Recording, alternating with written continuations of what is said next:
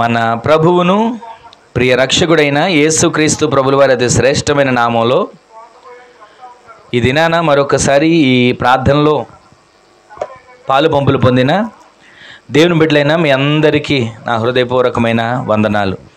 దేవుడు ఇంతవరకు మనలను మన కుటుంబాలను కంచెవేసి కాపాడి ఆయన సజీవమైన రెక్కల నీడలో భద్రపరిచిన దేవునికి ఒక్కసారి రెండు చేతులతో స్తోత్రాలు చెల్లిద్దాం.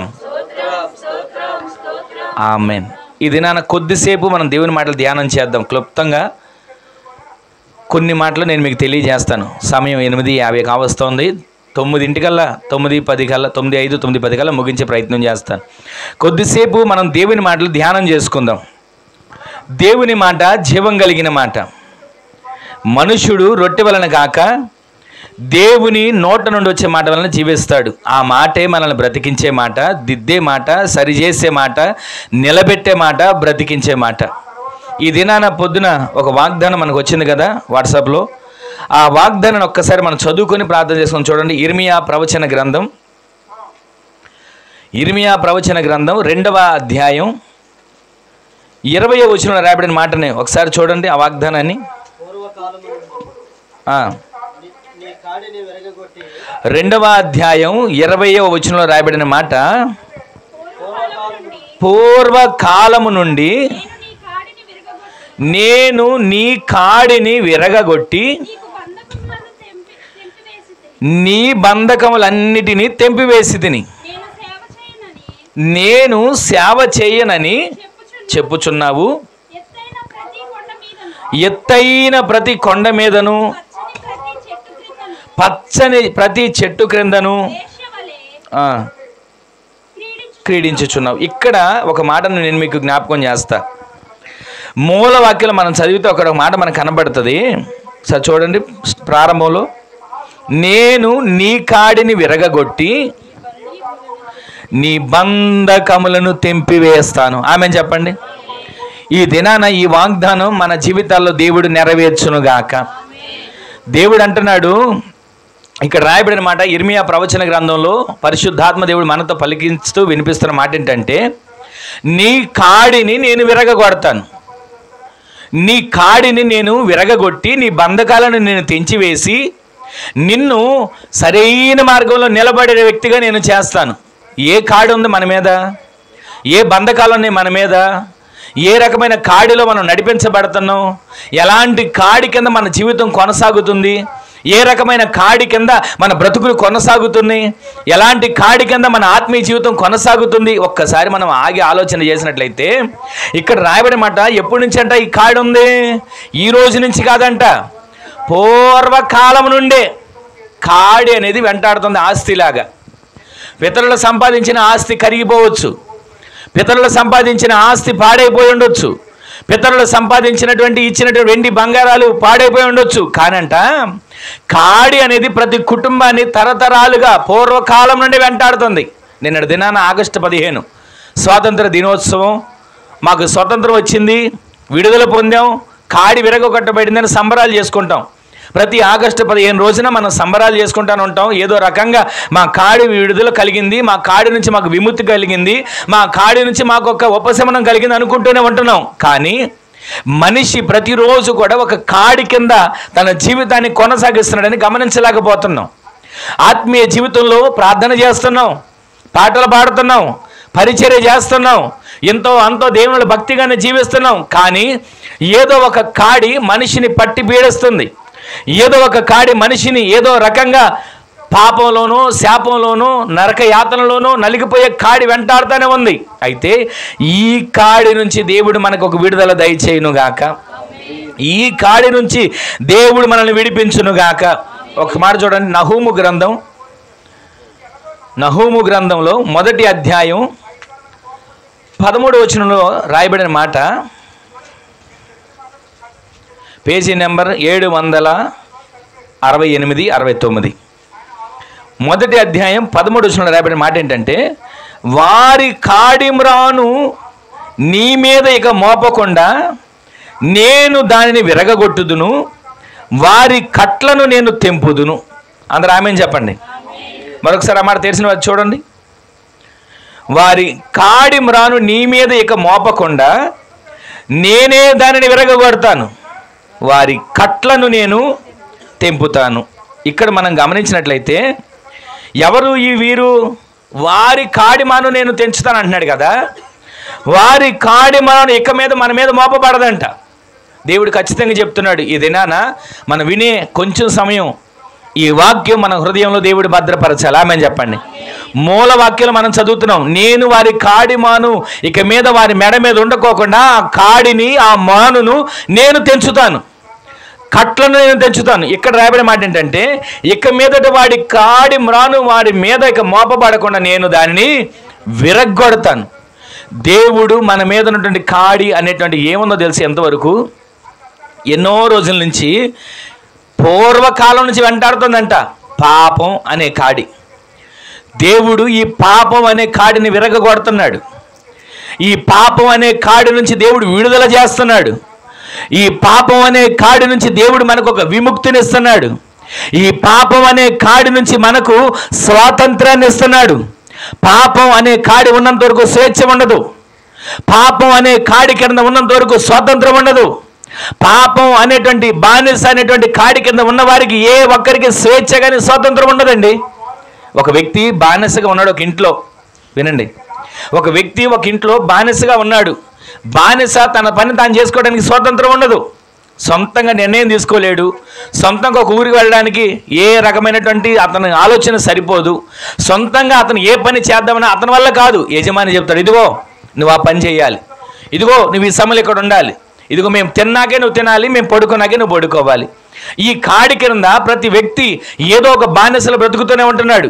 అయితే ఇక్కడ రాయబడిన మాట ఏంటంటే, ఈ కాడి అంట, ఆ 13వ వచనం చదవండి ఒకసారి, మరొకసారి. వారి కాడిమ్రాను నీ మీద ఇక మోపకుండా నేను దానిని విరగ్గొడతాను, నేను వారి కట్లను తెంపుతాను.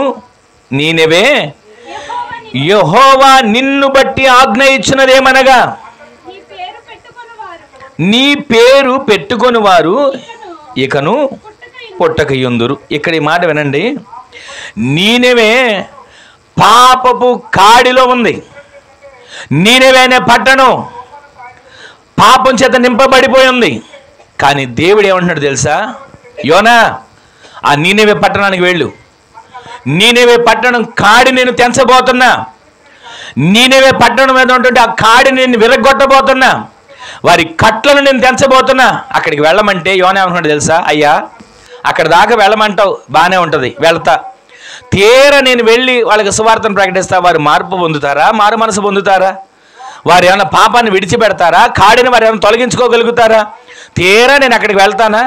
మరలా నువ్వు వాళ్ళకి ఏది చేయకోకుండానే నన్ను వెనక్కి తీసుకొచ్చేస్తావు అని యోనా నిరాకరించి నీనెవే పట్టణానికి దేవుడు వెళ్ళమంటే తర్షీషు వెళ్ళడం మొదలుపెట్టాడు. కానీ దేవుడు ఆయన పని చేయాలనుకున్నప్పుడు ఖచ్చితంగా చేస్తాడు. ప్రతి వ్యక్తి మీద ఏ కాడి ఉన్నా, ప్రతి వ్యక్తి మెడ మీద ఏ కాడి ఉన్నా, కాడి అంటే మనకు చెప్పరా అర్థమయ్యే రీతిలో మీకు మా అర్థమయ్యే విధంగా, ఒకప్పుడు ఎడ్ల బళ్ళు ఉండేవి. ఇప్పుడు ఎడ్ల బళ్ళు కనబడుతున్నాయో లేదో తెలియదు, కానీ ఎడ్ల బళ్ళు ఉంటే ఆ ఎడ్ల బళ్ళుకు 2 ఎడ్లను పెట్టుకొని వాటిని అటొక కర్ర, ఒక కర్రని అడ్డకర్రని పెట్టి రెండిటి మెడ మీద పెట్టేవాళ్ళు. ఎందుకంటే ఒకటి ముందుకు వెళ్ళకోకుండా, ఒకటి వెనక్కి వెళ్ళకోకుండా 2 సమానంగా వెళితేనే ఆ కాడి వాటి మీద మోపుకొని వెళ్తూ ఉంటాయి. బరువు మోస్తానే ఉంటాయి. ఎప్పుడు కాడి తీస్తారో తెలుసా? బరువు అంతా తీసుకెళ్ళి ఒక చోట చేర్చిన తర్వాత కాసేపు వాటికి విశ్రాంతి ఇవ్వడానికి కాడిని తీస్తారు. తీసి వాటిని ఒక చోట కట్టి మేత వేస్తారు. ఇక అటు పని ఏంటంటే, మేత తిన్నంతసేపు అనుకుంటే ఎంత హాయిగా ఉంది, మేత తిన్నంతసేపు అనుకుంటే ఎంత సుఖంగా ఉంది, మేత తిన్నంతసేపు అనుకుంటే నాకు ఇక ఏ బాధ లేదులే అని. కానీ బాధ లేదు అనుకునే లోపే యజమాని వస్తాడు, మరలా వాటిని కట్లు విప్పి తీసుకొచ్చి మెడ మీద కాడి పెడతాడు. ప్రతి ఒక్క వ్యక్తి మెడ మీద ఒక కాడి ఉంది. ఆ కాడి ఏంటంటే పాపపు కాడి. ఆ పాపపు కాడిని, పాపపు దాస్యాన్ని, పాపపు ఆ కాడి కట్లను దేవుడు మన కొరకు తెంచునుగాక. ఇది మొదటి కాడి. మన మీద ఉన్న కాడి ఎన్ని ఉన్నాయో మీకు వివరంగా 4 మాటలు క్లుప్తంగా చెప్పి నేను ముగించేస్తా. ఈ పాపపు కాడి తెంచబడుకోకుండా మనిషికి స్వేచ్ఛ లేదు. పాపపు కాడి తెంచబడుకోకుండా మనిషికి స్వాతంత్రం లేదు. ఏమంటే మేము మా పని మేము చేసుకుంటున్నాం కదా, మా కష్టం మేము పడుతున్నాం కదా, మా సంపాదన మేము తెచ్చుకుంటున్నాం కదా, మా మీద ఏం కాడి ఉంది అని అనుకుంటాం. కానీ ప్రతి ఒక్క వ్యక్తి పుట్టుకతోనే పాపంలోనే పుట్టాం, పాపంలోనే పెరిగాం. వయసు వచ్చినప్పుడు చేసే పాపం కర్మ పాపంగా మార్చబడితే ప్రతి పాపం ద్వారా మన జీవితం ఎక్కడికి వెళ్తుందో తెలుసా? మరణానికి వెళ్తుంది. పాపం వలన వచ్చే జీతం మరణం. ఆ మరణం అగ్నిగుండానికి తీసుకుని వెళ్తుంది. ఆ మరణం ఆరణ అగ్నికి తీసుకుని వెళ్తుంది. ఆ మరణం నుంచి మనం తప్పించడానికి పాపపు ముళ్ళుని విరిచిన యేసుక్రీస్తు ప్రభుల వారు మన మీద ఉన్న పాపపు కాడిని తొలగించి ఆయనే ఆ సిలువను మోసుకుంటూ వెళ్ళారు. హల్లెలూయా. మన మీద పాపపు కాడి ఉంది, పాపపు భారమైన కాడి ఉంది. కానీ ఆ పాపపు కాడిని ఆయన తొలగించి ఆయన భుజాన్ని వేసుకుని యెరూషలేము పురవీధులు మన కోసం కొరడా దెబ్బలు తింటూ పాపపు కాడిని మోస్తూ మన కోసం భారాన్ని భరించారు. ఈ రోజున ఈ పాపపు కాడి తొలగించబడింది. ఎలా తొలగించబడుతుందో తెలుసా? ఆయన రక్తమే మన పాపాలను కడిగి మనల్ని పరిశుద్ధులుగా మార్చునుగాక. పాపపు కాడి ఎలా తొలగించబడుతుంది? పాపపు కాడి ఎలా మన నుంచి విడుదల పొందుతాం? పాపపు కాడి కట్లు ఎలా తెంచబడతాయి అంటే, నమ్మి బాప్తిసం పొందుకుంటున్నాం కదా, రక్షణ పొందుకుంటున్నాం కదా, దేవుని బిడ్డలుగా మార్చబడుతున్నాం కదా, ముంచట బాప్తిసం పొందుకొని ఆయన రాకడ కొరకు సిద్ధపడగలిగిన వ్యక్తులుగా మనం మార్చబడుతున్నప్పుడే ఈ పాపపు కాడి కట్లు దేవుడు తెంచి మనకు స్వేచ్ఛను స్వాతంత్ర్యాన్ని దేవుడు అనుగ్రహించునుగాక. రెండవ కాడి మీకు జ్ఞాపకం చేస్తాను. ఒకేసారి అదే రాయబడిన మాటలు ఒకసారి చూడండి. నహూము గ్రంథంలోని 1వ అధ్యాయం 11వ వచనంలో చూడండి ఒకసారి మాట.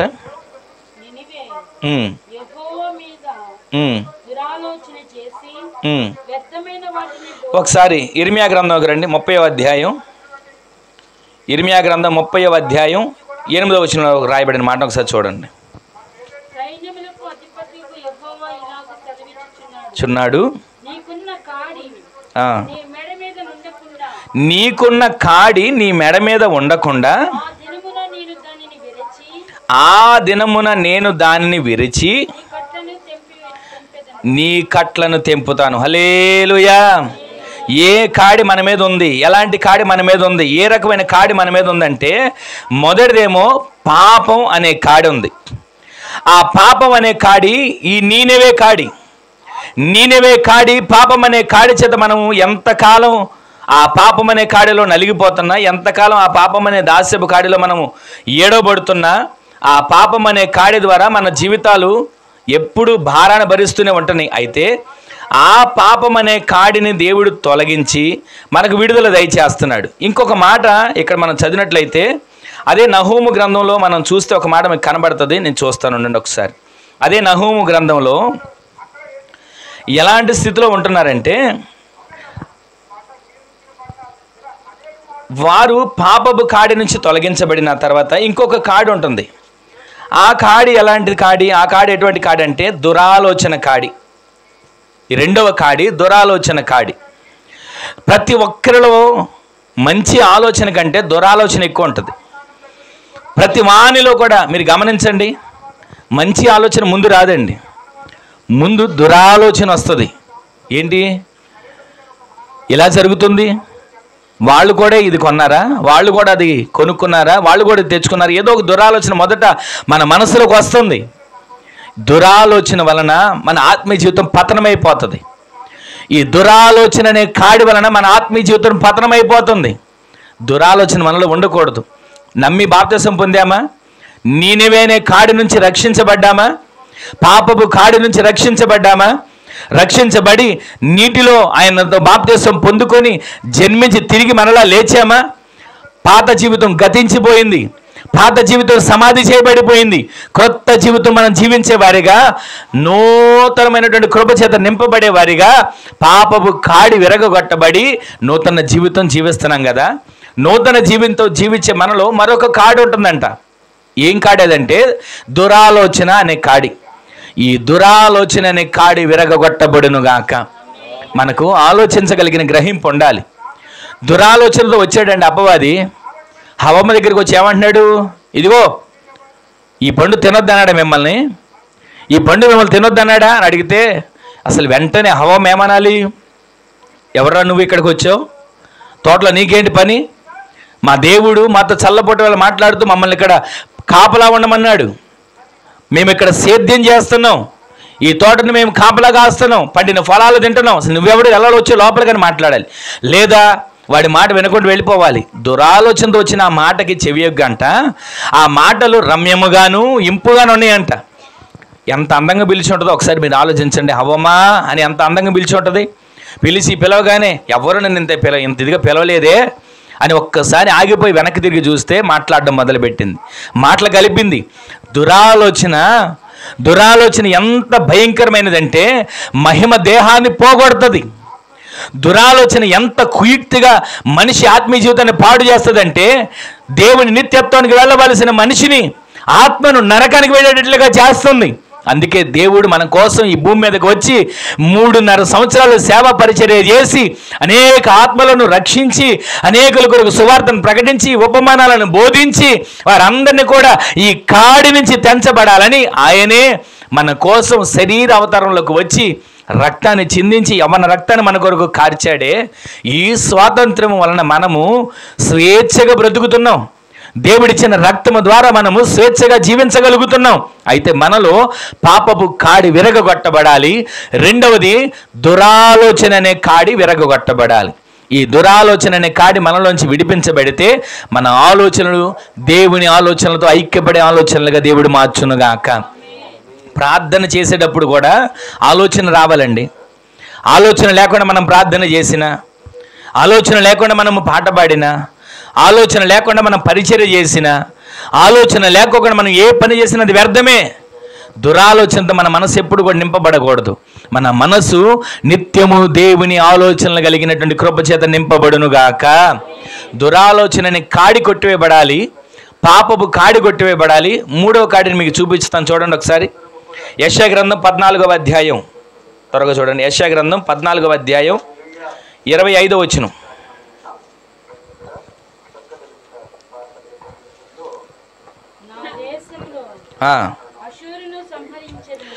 నా దేశములో అష్షూరును సంహరించెదను, నా పర్వతము మీద దానిని నలగగొట్టెదను, వాని కాడి నా జనుల మీద నుండి తొలగిపోవును, వాని భారము వాని భుజముల మీద నుండి తొలగింపబడును. అందరు కూడా తలకి పైకెత్తి ఈ మాటలు వినండి. మీకు ఒక మాట చెప్పనా, వాక్యం చెప్పేటప్పుడు వినకపోవడం కూడా అదొక కాడే. ఇక్కడే ఉంటాం, ఆలోచనలు ఎక్కడో ఉంటాయి. ఇక్కడే ఉంటాం, ప్రతిసారి మనకు ఒక ఆలోచన వస్తుంది. ఏంటో చెప్పనా, ఫోన్ మోగినా మోగకపోయినా నొక్కి చూస్తాం ఎవరైనా ఫోన్ చేశారేమోనని. వింటున్నారు అందరూ? ప్రతిరోజు దేవుని సన్నిధిలో ఉన్న మనం ఏం చేస్తాం తెలుసా, వాక్యాన్ని నేర్చుకుంటూనే ఉంటాం, సేవకులతో తిరుగుతూనే ఉంటాం, సేవకులతో పాటు ఎక్కడికైనా వెళ్తూనే ఉంటాం. ఏం నేర్చుకోవాలి? దేవుని సన్నిధిలో ఆత్మీయంగా ఎదుగుతున్న మనం ఎలా జీవించాలి? కాడిని నెత్తి మీద పెట్టుకొని, కాడిని మెడ మీద పెట్టుకొని ఎంతకాలం బ్రతికినా భక్తి చేస్తున్నామని అన్నట్లుగా కనబడినా వేషధారణ భక్తి మన జీవితంలో ఉండకూడదు. అది కూడా ఒక కాడే. వేషధారణ అనేది ఒక కాడి, పాపం అనేది ఒక కాడి, దురాలోచన అనేది ఒక కాడి. దేవుని సన్నిధిలో ప్రతి క్షణం ఆయన మాటలు వినుకోకుండా పెడచెవిని పెడితే ఏం జరిగిందో తెలుసా? పెడచెవిని పెట్టిన హవ్వమ్మ ఏం చెప్పింది? తోటను కాయండి మీరు, నీవు నీ భర్త కలిసి, మీరిద్దరు కలిసి తోటను కాయండి అంటే అపవాది స్వరానికి చోటు ఇచ్చింది, అపవాది ఆలోచనలకు చెవి ఒగ్గింది. మహిమ దేహాన్ని కోల్పోయి చెమటతో నేలను పండించుకొని, భూమిని పండించుకొని, పంటను కూర్చుకొని తినాల్సిన పరిస్థితి వచ్చింది. అప్పటి వరకు తోటలో పండిన ఫలాలే, అప్పటి వరకు వీరు నాటిన చెట్లే అన్నింటిని చక్కగా తింటున్నారు. ఎప్పుడైతే పాపం చేత ఆ పాపపు కాడి వారి మీదకు వచ్చిందో, దురాలోచన ఎప్పుడైతే వారి మీదకు వచ్చిందో, దేవుడు ప్రతి పూట చల్లపూట వేళ మాట్లాడుతున్నాడు. మాకు తెలిసిన దేవుడే, మాతో మాట్లాడే దేవుడే, మేము ప్రతిరోజు కూడా మమ్మల్ని దర్శించే దేవుడే అని అనుకుంటున్నారు. కానీ జరిగింది ఏంటో చెప్పనా, చెవి యొగ్గకపోవడం వలన, దేవుని మాటకి చెవి యొగ్గకపోవడం వలన, అపవాది స్వరానికి చెవి యొగ్గటం వలన, జాగ్రత్తగా మాట వినండి, దేవుని మాటకి చెవి పెట్టకపోయినా అపవాది స్వరానికి చెవి పెట్టినా ఏం జరుగుతుందో తెలుసా? మహిమ దేహం పోగొట్టుకుంటుంది, పాపం ఏలుబడి చేస్తుంది. ఈరోజు నీ మాటలు వింటున్న మన జీవితంలో 3వ కాడి మనం గమనిస్తున్నాం.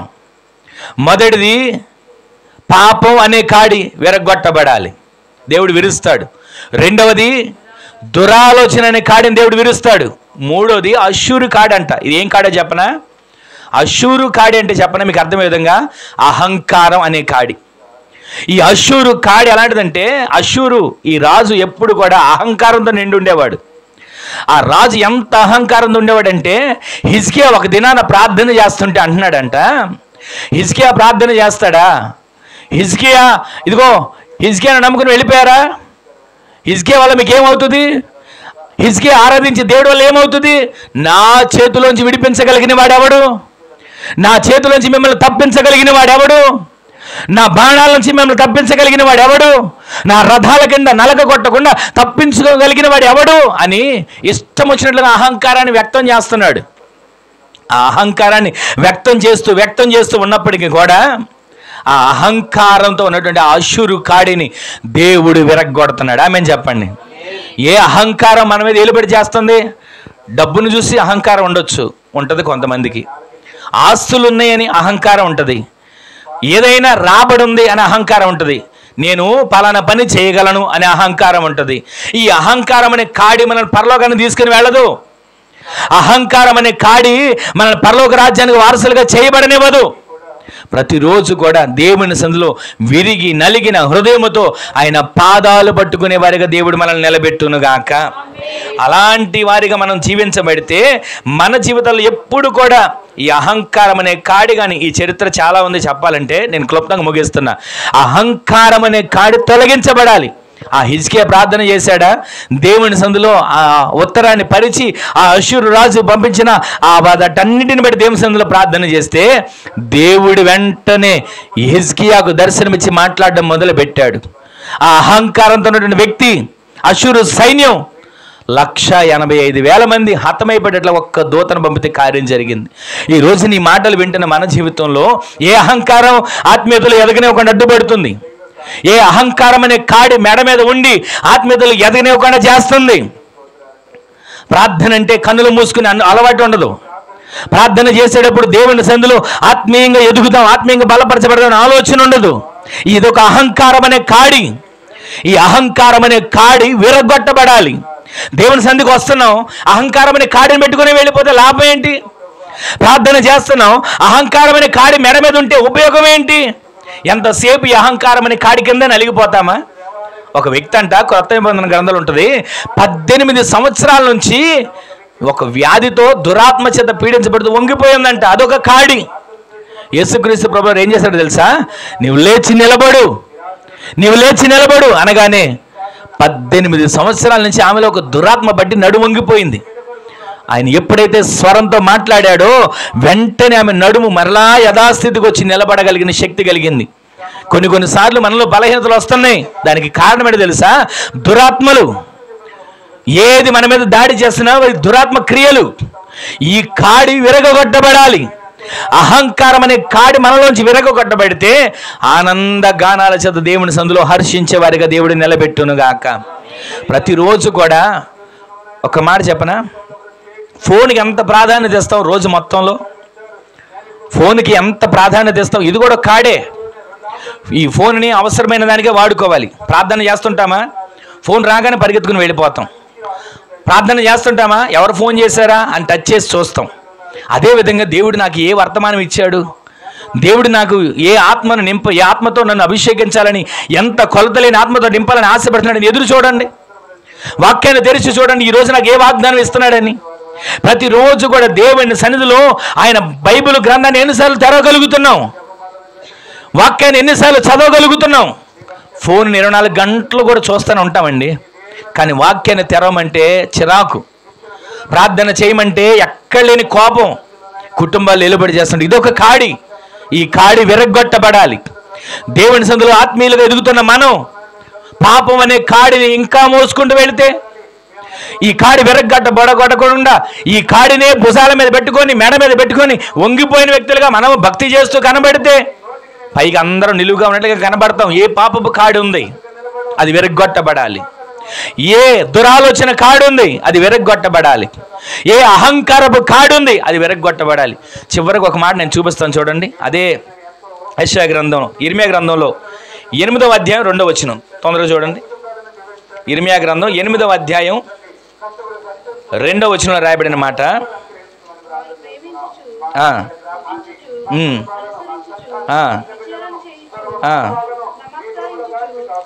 క్షమించండి, 28వ అధ్యాయం, ఇర్మియా గ్రంథం 28వ అధ్యాయం 2వ వచనం.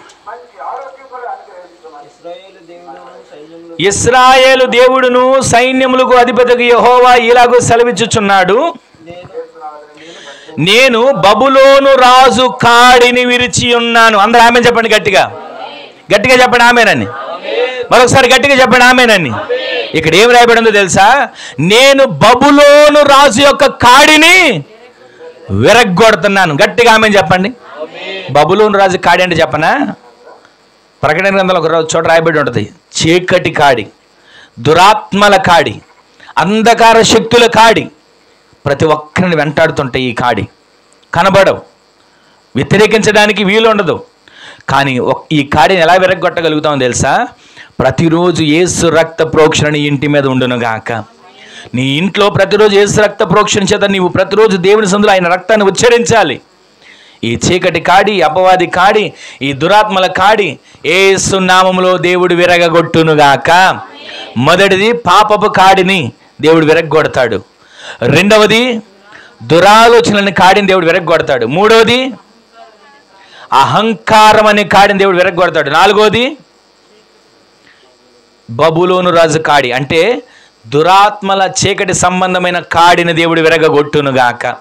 ఈ 4 కాడీలు విరగొడితే నీకేం జరుగుద్దో ఒక మాట నేను చూపించి ముగిస్తా. చూడండి, ఇర్మియా గ్రంథం ఇందాడికి వెళ్ళాం కదా, 30వ అధ్యాయం 8వ వచనంలో రాయబడిన మాట.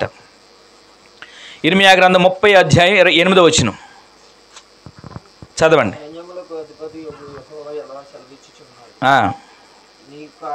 నీకున్న కాడి నీ మెడ మీద ఉండకుండా ఆ దినమున నేను దాన్ని విరిచి నీ కట్లను తెంపెదను,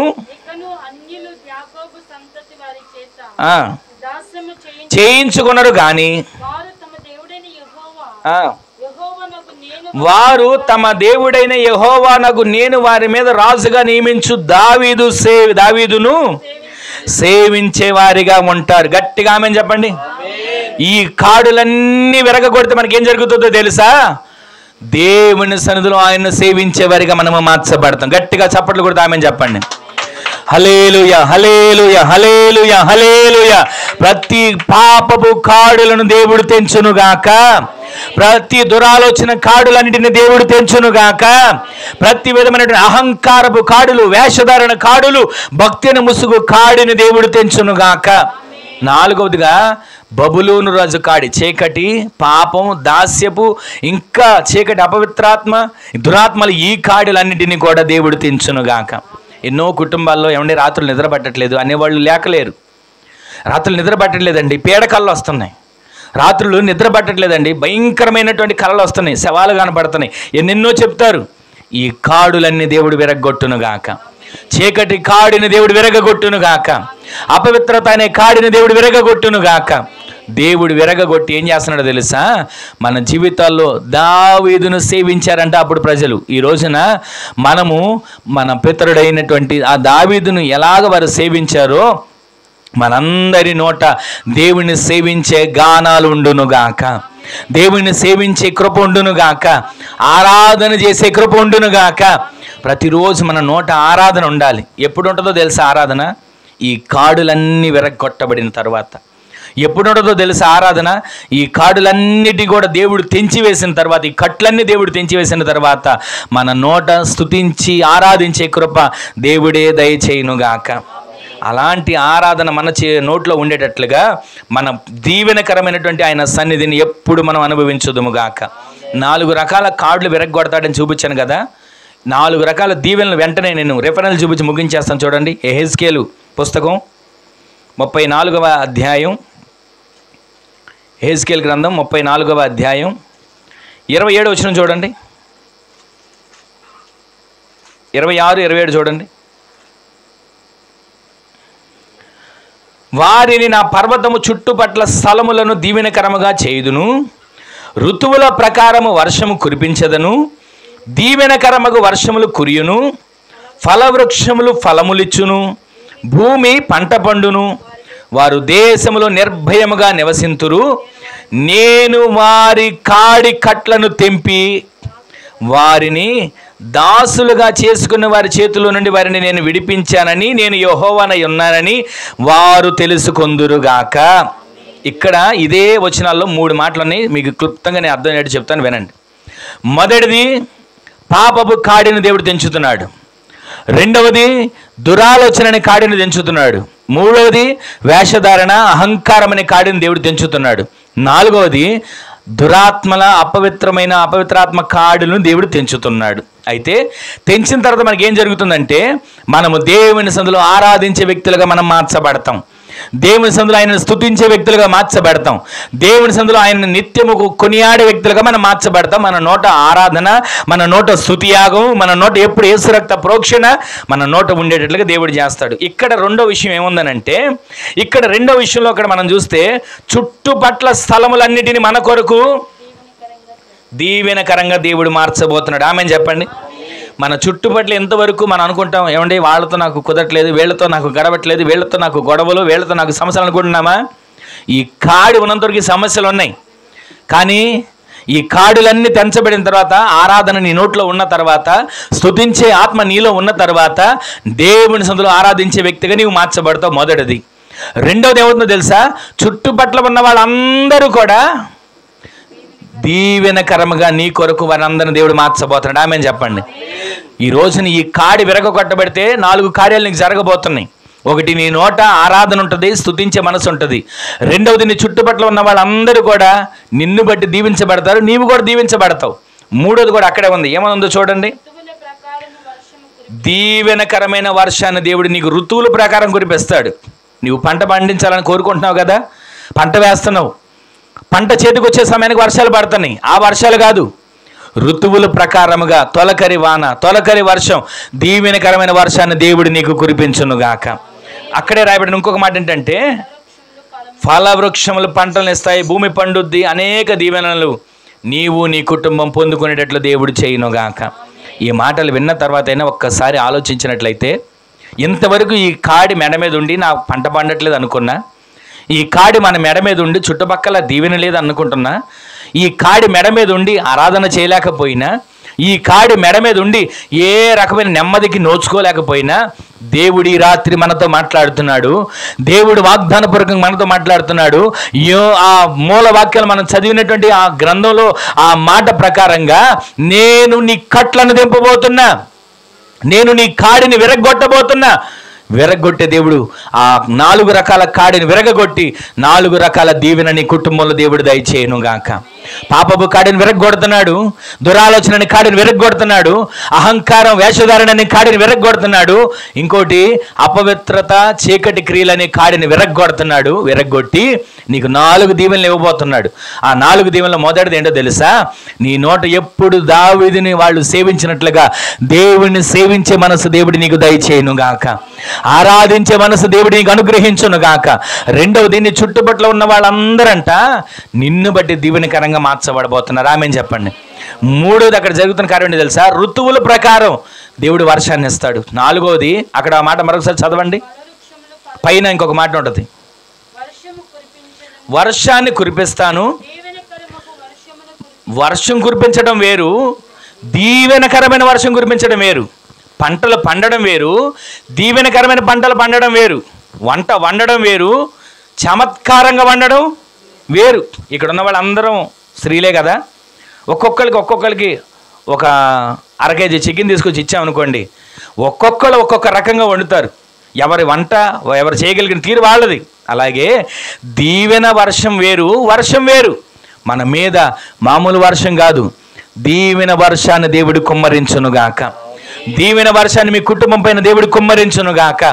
4 కాడులను దేవుడు కొట్టివేసి 4 దీవెనలు మీకు దేవుడు దయచేయాలి. ఆ దీవెన మీ కుటుంబాలు నిత్యము ఉండేట్లు దేవుడు కృప చూపించునుగాక. అక్కడ రాయబడి మాట తెలుసా? మీ ఫలములు, మీ వృక్ష ఫలములు ఏదైతే మీరు కష్టపడుతున్నారో అవన్నీ కూడా ఫలాలు ఇచ్చే వృక్షాల ఫలాలుగా మార్చబడునుగాక. మీ భూమి పంట పండునుగాక. మీ ధాన్య ద్రాక్ష రసాలు నిత్యము సమృద్ధి చేత నింపబడునుగాక. మీ కుటుంబాల్లో ఉన్న ప్రతి కాడి కట్లను దేవుడు తెంచివేయునుగాక. ఈ మాటలు వింటున్న మన జీవితంలో ఇంతవరకు కూడా ఏ కాడి మెడ మీద ఉంది ఒక్కసారి ఆలోచించుకోండి.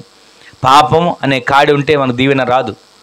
దురాలోచనలు అనే కాడి ఉంటే మనకు దీవెన రాదు. వేషధారణ అహంకారం అనే కాడి ఉంటే మనకు దీవెన రాదు. చీకటి క్రియల చేత బంధించబడి ఉంటే ఆ కాడి మెడ మీద ఉంటే దీవెన రాదు. ఇవన్నిటిని దేవుడు తెంచుతున్నాడు. నీవు సన్నిధిలో ఆరాధించే వ్యక్తిగా దేవుడు మార్చబోతున్నాడు. ఈ కట్లన్నిటిని దేవుడు తెంచుతున్నాడు. ఆరాధన గీతం నీ నోట దేవుడు ఉంచబోతున్నాడు. ఇవన్నీ దేవుడు నీ పట్ల జరిగించి నీ కుటుంబంలో నిత్యము ఆయనను సేవించే వ్యక్తులుగా మీరందరూ మార్చబడుదురుగాక. మీ చుట్టుపట్ల అందరిని బట్టంట మిమ్ముని బట్టి వారందరినీ దేవుడు దీవించాలి. ఆమెను చెప్పండి. అట్టి దీవెనకరమైన వర్షం మీ మీద కుమ్మరించబడును గాక. ఋతువుల ప్రకారంగా వర్షం మీ మీద కుమ్మరించబడును గాక. దీవెనకరమైనటువంటి వర్షం మీ కుటుంబాలను తడుపును గాక.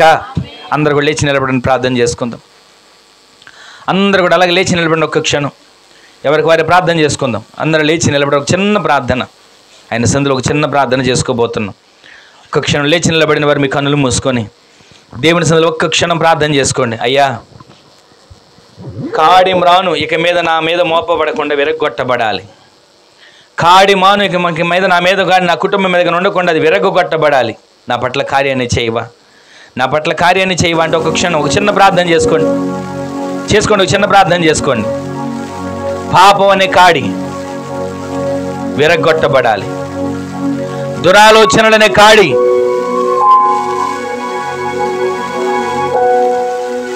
విరగొట్టబడాలి.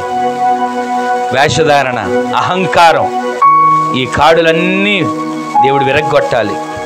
చివరిగా చీకటి క్రియలు కాడి విరగొట్టబడాలి. ఒక్క క్షణం దేవుని సన్నిధిలో ప్రార్థన చేసుకోండి. ఈ కాడి విరగొట్టబడి నా ఆత్మీయ జీవితంలో 4 దీవెనలు కలగాలయ్యా. నేను ఆరాధించే వ్యక్తిగా మార్చబడాలి. నీ సన్నిధిలో నిన్ను సేవించే వ్యక్తిగా నేను మార్చబడాలి. దావీదును వారు సేవించారు అని లేఖనాలు మనం చూస్తున్నాం. దావీదును సేవించిన వారి వలె ప్రతిరోజు నిన్ను సేవించే వ్యక్తిగా నేను మార్చబడాలయ్యా. నా పట్ల కార్యాన్ని చేయవా. నా చుట్టుపట్ల నా వలన దీవెన కలగాలి. కార్యాన్ని చేయవా. ఒక్క క్షణం ప్రార్థన చేసుకోండి. ఎవ్వరికి వారి ఒక చిన్న ప్రార్థన చేసుకోండి. నన్ను బట్టి నా ఇల్లు దీవించబడాలి. నన్ను బట్టి నా కుటుంబం దీవించబడాలి. నన్ను బట్టి నా ఆత్మీయ జీవితం దీవించబడాలి. ఎవరికి వారి ప్రార్థన చేసుకోండి. దీవెనకరంగా నేను ఉండాలయ్యా. దీవెనకరంగా నా బ్రతుకు ఉండాలి. ప్రార్థన చేసుకోండి ఒక్క క్షణం. ఋతువుల ప్రకారం వర్షం కుమ్మరించబడాలి. దీవెనకరమగు వర్షము నీ మీద కుమ్మరించబడాలి.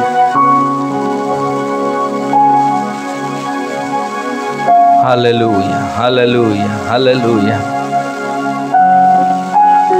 ఒక చిన్న ప్రార్థన చేసుకోండి.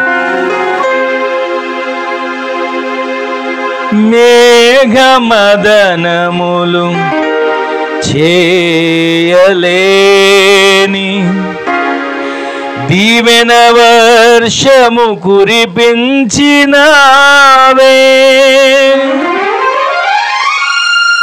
త్రియేక దేవుడైనా యెహోవాను కెరూబులు సెరాపులు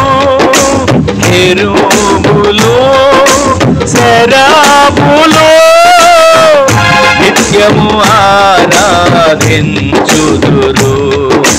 పరిశుద్ధుడు అతి పరిశుద్ధుడు అని గాన ప్రతి గానములు చేయుచుందురు.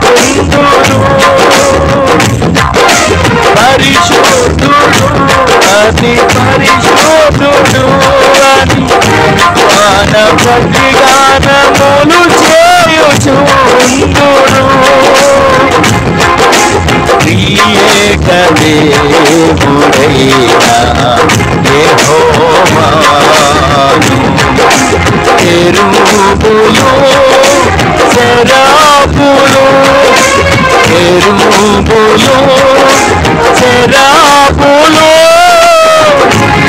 నిత్యము ఆరాధించుదురు పరిశుద్ధుడు.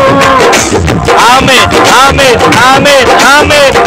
గాన ప్రతి గానములు చేయుచు ఉందురు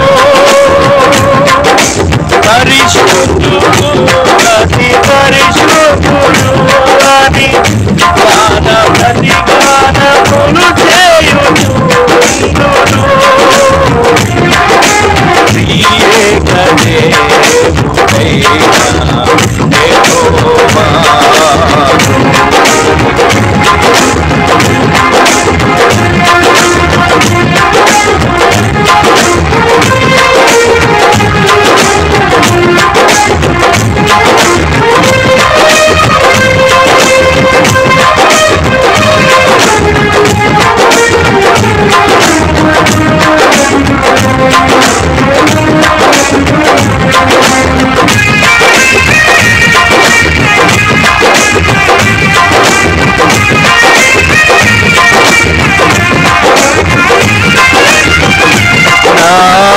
శాపము పాపిన రక్షణతో నా లోకాల పర్వము ముగిసెనే. నా శాపము పాపిన రక్షణతో నా లోకాల పర్వము ముగిసెనే. వైద్య శాస్త్రములు గ్రహించలేని ఆశ్చర్యములను చేసినావే.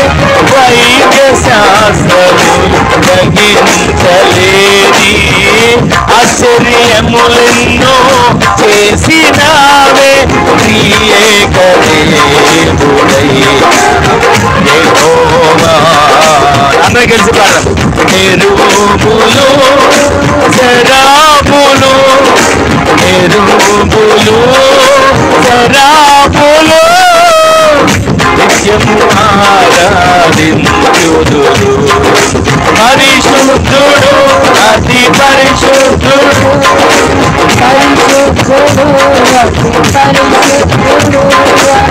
గాన ప్రతి గానములు చేయుచు ఉందురు పరిశుద్ధుడు అతి పరిశుద్ధుడు అని గాన ప్రతి గానములు చేయుచు ఉందురు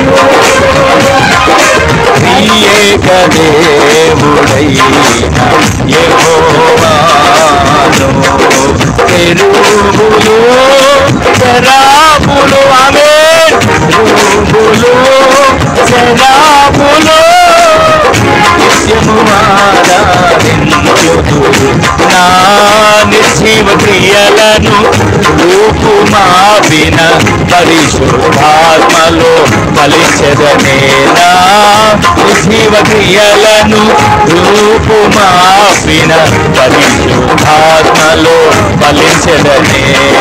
మేఘవగనములు చేయలేని దీవెన వర్షము కురిపించిన మేఘమగనములు చేయలేని దీవెన వర్షము కురిపించిన మేఘమగనములు చేయలేని దీవెన వర్షము కురిపించిన మేఘమగనములు చేయలేని దీవెన వర్షము కురిపించినావే. ప్రియేక దేవుడైన యెహోవాను. ఎరువులు శరాబులు ఎరువులు శరాబులు ఎరువులు శరాబులు ఎరువులు శరాబులు నిత్యము ఆరాధించుదురు పరిశుద్ధుడు అతి పరిశుద్ధుడు అని గాన ప్రతి గానములు చేయుచు ఉందురు పరిశుద్ధుడు అతి పరిశుద్ధుడు అని గాన ప్రతి గానములు చేయుచు నా స్థితిని మార్చిన స్తుతులతో నా హృదయము పొంగి పొర్లెనే. నా స్థితిని మార్చిన స్తుతులతో నా హృదయము పొంగి పొర్లెనే. జలాశయములు భరించలేని జల ప్రళయములను స్తుతి ఆపెనే. ఆమె జలాశయములు భరించలేని జల ప్రళయములను స్తుతి ఆపెనే. మేఘమదనములు చేయలేని దీవెన వర్షము కురిపించినావే. మేఘమదనములు చేయలేని దీవెన వర్షము కురిపించినావే. మేఘమదనములు చేయలేని దీవెన వర్షము కురిపించినావే. వైద్య శాస్త్రములు గ్రహించలేని ఆశ్చర్యములెన్నో చేసినావే. త్రియేక దేవుడైన యెహోవాను కెరూబులు సెరాపులు కెరూబులు సెరాపులు నిత్యము ఆరాధించుదురు. పరిశుద్ధుడు అతి పరిశుద్ధుడు, పరిశుద్ధుడు అతి పరిశుద్ధుడు, పరిశుద్ధుడు అతి పరిశుద్ధుడు, పరిశుద్ధుడు అతి పరిశుద్ధుడు, పరిశుద్ధుడు అతి పరిశుద్ధుడు అని గాన ప్రతిగానములు చేయుచుందురు. పరిశుద్ధుడు అతి పరిశుద్ధుడు అని గాన ప్రతిగానములు చేయుచుందురు.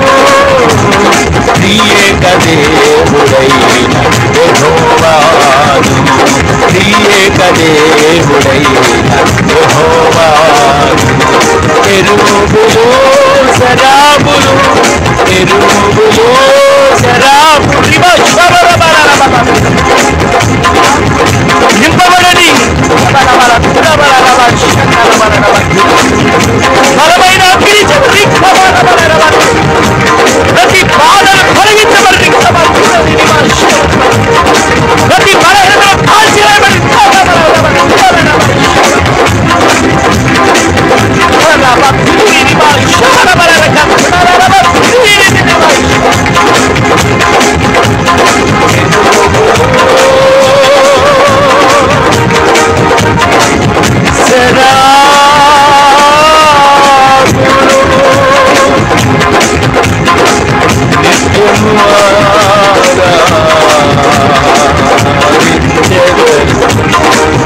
దేవదూతలు ఆరాధిస్తున్న వేళ ఎరువులు సెరువులు మన మధ్యన దిగి వస్తున్నాడు. ఆయన బలహీనతను చూస్తున్నాడు, ఆయన సమస్యను చూస్తున్నాడు, ఆయన కాడి కట్లను పెంచుతున్నాడు. ఈ కాడి కట్లను పెంచుతున్నాడు.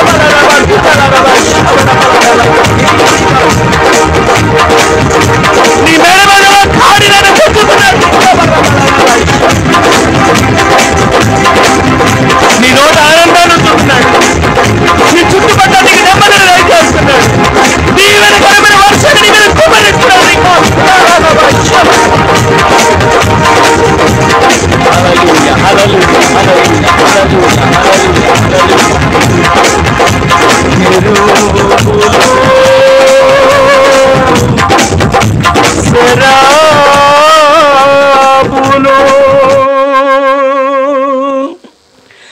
నిత్యము ఆరాధించుదురు. అందరూ కూర్చొని అలాగే నిలబడి మనం కన్నులు మూసుకొని ఒక్క క్షణం రెండు చేతులు ఆయన సందులో జోడించుకుంటూ ఒక్క క్షణం చిన్న మాట ఆయనతో పలుకుదాం.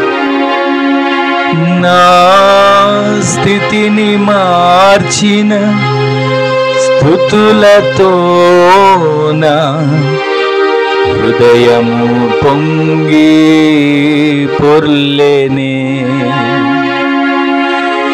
నా స్థితిని మార్చిన స్తుతులతో నా హృదయము పొంగి పొర్లెనే. జలాశయములు భరించలేని దీవెన వర్షము కురిపించినావే, మేఘమదనములు చేయలేని దీవెన వర్షము కురిపించినావే, త్రియేక దేవుడైన యెహోవాను కెరూబులు సెరాపులు నిత్యము ఆరాధించుదురు. నా నిర్జీవ క్రియలను రూపుమాపిన పరిశుద్ధాత్మలో ఫలించెదను. కాడికట్లు తెంచబడిన తరువాత, నిర్జీవ క్రియలన్నీ రూపుమాపబడిన తరువాత పరిశుద్ధాత్మలో మీరు ఫలించేవారిగా, పరిశుద్ధాత్మలో అభివృద్ధి చెందేవారిగా మార్చబడినట్లుగా మేఘమదనములు చేయలేని దీవెన వర్షము కురిపించినావే, నా శాపము మాపిన రక్షణతో నా రోగాల పర్వము ముగిసెనే.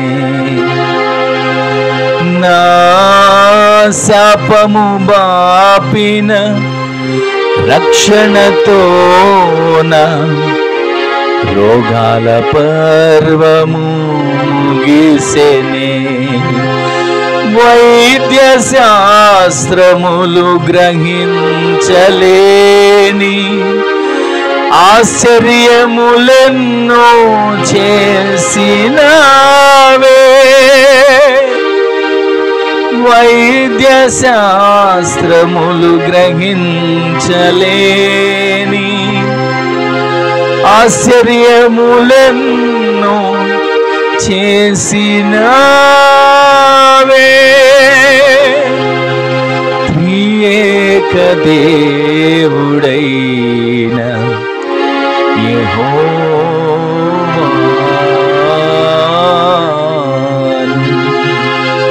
ప్రేమగల తండ్రి, పరిశుద్ధుడా, జీవాధిపతి, గొప్ప దేవుడా, ఘనుడా, శ్రేష్ఠుడా, ఘనమైన శ్రేష్టమైన పరిశుద్ధమైన మీ ఉన్నతమైన నామంలో లెక్కలేనన్ని వేల కొలదిగా, కోట్ల కొలదిగా స్తుతులు స్తోత్రాలు సమర్పించుకుంటున్నాం రాజా. ఇదిగో నాయన, మరొకసారి ఈ రీతిగా నీ సన్నిధిలో మీ పాదాల చెంతకు చేరిన మాతో ఎంత తేటగా మీరు మాట్లాడిన ప్రతి మాటను బట్టి నీకు వందనాలయ్యా. నీ కాడి కట్లను నేను తెంపుతానని, నీ బంధకాలను నేను తెంపుతానని, నీ మెడ మీద ఉన్న కాడిని నేను విరగగొడతానని మీరు మాట్లాడిన ప్రతి మాట కొరకు మీకు వందనాలయ్యా. అవునయ్యా, ఇంతవరకు ఒకవేళ పాపం అనే కాడి ఇంకా మా మెడ మీద ఉందేమో, దురాలోచనలనే కాడి ఇంకా మమ్మల్ని పట్టి పీడిస్తుందేమో నాయనా, వేషధారణ, అహంకారం అనే కాడి ఇంకా మా మెడ మీదనే ఉన్నదేమోనయ్యా. చీకటి కాడి, దురాత్మల కాడి, అపవిత్రాత్మ కాడి ఇంకా మా మెడ మీద పెట్టుకొని మా జీవితాన్ని కొనసాగించుకుంటున్నామేమో తండ్రి. ఈ కాడిని మీరు విరగ్గొట్టారు, ఈ కాడి కట్లను మీరు తెంపివేశారు. మా నోట ఆనంద గానాలు చేయగలిగే కృపనిచ్చారయ్యా. నీ సన్నిధిలో ఆరాధించగలిగిన భాగ్యాన్ని ఇచ్చారయ్యా. మా చుట్టుపట్ల మా ద్వారా దీవెన కలిగే విధమైన కార్యాలు మీరు జరిగించబోతున్నారయ్యా. ఇగో నా తండ్రి, మా అమ్మను బట్టి ఈ భూమిని, పంటలను దీవించి, ఫలవృక్షములను ఆశీర్వదించి దీవెనకరమగు వర్షాన్ని మీరు మా కొరకు కుమ్మరిస్తున్నందుకు మీకు వందనాలు చెల్లిస్తూ, ఈ మాటలన్నీ ప్రతివాని హృదయాలలో నీరుగట్టి ఫలభరితంగా మార్చబడినట్లుగా సహాయం చేయండి. ఇది నాన్న, నీ సన్నిధిలో పాలు పంపులు పొందిన బిడ్డలను, కుటుంబాలను పేరు పేరున దీవించి నీ రాకడ కొరకు సిద్ధపరచండి. ఘనత, మహిమ, ప్రభావాలు మీ నామానికి ఆరోపించుకుంటూ అటు కార్యాలు మీరు చేసినందుకు కృతజ్ఞతలు తెలియజేస్తూ నజరేయుడైన యేసుక్రీస్తు పరిశుద్ధమైన శక్తి గల నామంలో స్తుతించి ప్రార్థించి అడిగి వేడుకొని పొందుకొని ఉన్నాము తండ్రి. ఆమేన్, ఆమేన్, ఆమేన్. మన తండ్రి అయిన దేవుని యొక్క ప్రేమ, కుమారుడైన ప్రభు అయిన యేసుక్రీస్తు వారి యొక్క కృప, మహాకనికరం, పరిశుద్ధాత్మ దేవునికి అన్యోన్య సహవాసమైన సన్నిధి ఇప్పుడును ఎల్లప్పుడును మనకును మనవలే ప్రార్థించే సకల పరిశుద్ధులకును ఈ దినాన సందులో అడుగుపెట్టిన ప్రతి ఒక్కరికి వారి కుటుంబాలకును బిడ్డలకు వారి చేతి పనులకును కృప సదాకాలం సమృద్ధిగా తోడై ఉండునుగాక. ఆమేన్. హల్లెలూయా, హల్లెలూయా, హల్లెలూయా. అందరికీ వందనాలు. ప్రభు మిమ్ములను మీ కుటుంబాలను అత్యధికంగా ఆశీర్వదించునుగాక. ప్రతి కాడిని దేవుడు కొట్టివేయునుగాక. ప్రతి కాడి కట్లను దేవుడు తెంపివేయునుగాక. తెంపివేస్తే 4 దీవెనలు మనం చూసాం. మొదటిది కాడికి ఉన్న లక్షణాలు వింటూ వచ్చాం. ఆ కాడి పాపం అనే కాడి, దురాలోచన అనే కాడి, వేషధారణ, అహంకారం అనే కాడి. 4వది చీకటి శక్తుల కాడి. ఈ కాడి అంతటిని దేవుడు మన పట్ల విరగగొట్టి మనకు స్వేచ్ఛను, స్వాతంత్రాన్ని ఇచ్చాడు. ఆయన మన బంధకాలన్నింటినీ తెంచివేశాడు. రక్షణ పాత్రను చేతబట్టుకుని కృతజ్ఞత స్తుతులతో ఆయన సందులో గంతులు వేసేవారిగా మార్చబడుదుముగాక. ఈ 4 కాడులు విరగొట్టిన తర్వాత మనకు ఆయన సందులో ఆరాధించే కృప, స్తుతించే కృప, పాడే కృప, ఆయన కొనియాడే కృప దేవుడు దయచేస్తున్నాడు. మనల్ని బట్టి మన చుట్టుపక్కలందరూ దీవెన దయచేస్తున్నాడు. దీవెనకరకు మాకు వర్షాన్ని కురిపిస్తున్నాడు. మనల్ని బట్టి మన పంటను, మన పొలాలను, మన ఫలాలను ఆయన ఆశీర్వదించబోతున్నాడు. ఆమె చెప్పండి. ఇక మీదట మీ వృక్ష ఫలములు మీకు ఫలాలను ఇచ్చునుగాక. మీరు ఫలాలను పండించే వారిగా మార్చబడుదురుగాక. మీ భూమి పండునుగాక. దీవెనకరకు మాకు వర్షము మీ మీద కుమ్మరించబడునుగాక. ఆమేన్. మరొకసారి అందరికీ వందనాలు. దేవుడు మిమ్ములను మీ కుటుంబాలను దీవించునుగాక. ఆమేన్.